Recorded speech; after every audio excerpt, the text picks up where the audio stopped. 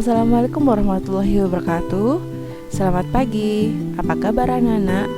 Masih tetap sehat dan semangat ya? Kali ini kita akan belajar tentang kerajinan limbah keras. Sebelumnya, kita berdoa dulu ya.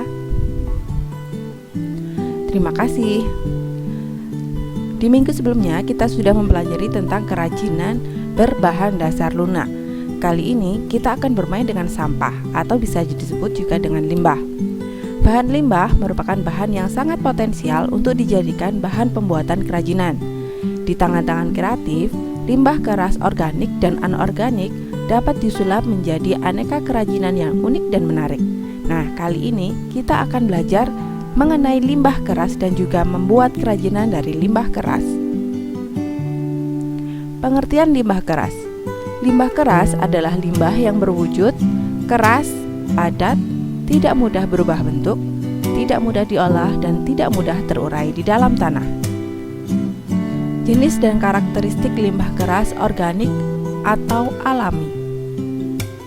Limbah keras organik adalah limbah yang berasal dari alam, tumbuhan maupun hewan, bersifat keras, padat, dan membutuhkan waktu yang cukup lama untuk terurai dalam tanah. Contohnya, cangkang kerang laut, sisik ikan keras, tulang ikan, tulang hewan berkaki empat seperti sapi, kerbau, dan kambing, tempurung kelapa, dan potongan kayu.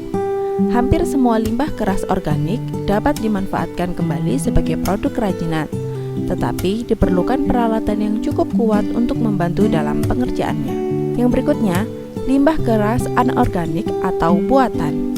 Jenis limbah yang berwujud keras, padat, sangat sulit atau bahkan tidak bisa untuk diuraikan atau tidak bisa membusuk.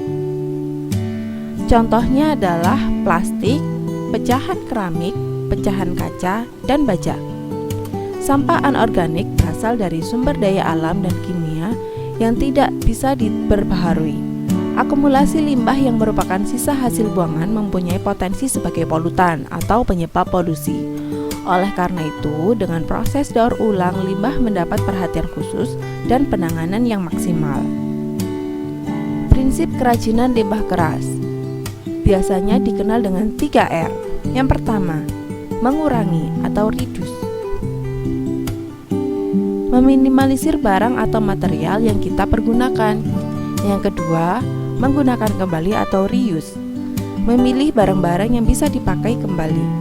Dan yang ketiga, mendaur ulang atau recycle. Barang-barang yang sudah tidak berguna didaur ulang kembali. Pengolahan bahan limbah keras pada industri dibagi menjadi 3. Yang pertama, sanitary landfill, yaitu suatu metode pengolahan sampah terkontrol dengan sistem sanitasi yang baik. Yang kedua, pembakaran atau incineration. Sampah dibakar di dalam alat yang disebut incinerator. Hasil pembakarannya berupa gas dan residu pembakaran. Yang ketiga, penghancuran atau pulverization, yaitu penghancuran sampah dilakukan di dalam mobil pengumpul sampah yang telah dilengkapi dengan alat pengaduk sampah.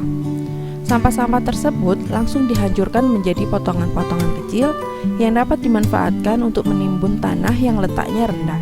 Proses pengolahan masing-masing bahan limbah keras secara umum sama.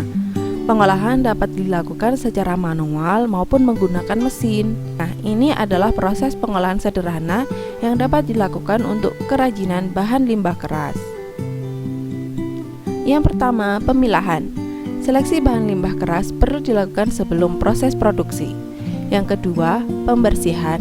Limbah dicuci dengan menggunakan deterjen agar zat bekas makanan atau minuman dapat larut dan limbah keras menjadi bersih. Yang ketiga, pengeringan. Pengeringan dilakukan secara konvensional, yaitu menggunakan sinar matahari langsung atau dapat juga secara langsung dengan membersihkan menggunakan lap kering. Yang keempat, pewarnaan.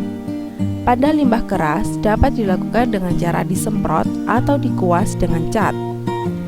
Yang kelima adalah pengeringan setelah pewarnaan.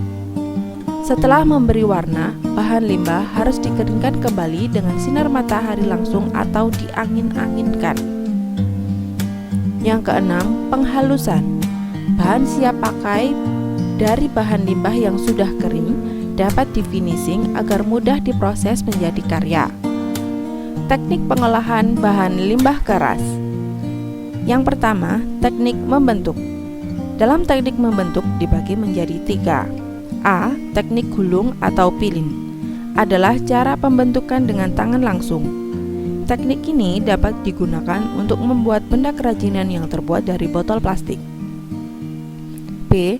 Teknik lebur adalah teknik yang digunakan apabila perajin ingin mendaur ulang suatu bahan menjadi bentuk yang baru. C. Teknik cetak adalah cara pembentukan yang biasanya menggunakan mesin atau alat bantu. Biasanya, teknik cetak dilakukan pada bahan dari kerang, kaca, dan botol plastik yang dileburkan atau dilelehkan terlebih dahulu, kemudian dibentuk atau dicetak kembali. Teknik yang kedua adalah teknik menganyam. Teknik menganyam dapat digunakan untuk pembuatan benda kerajinan dari botol plastik.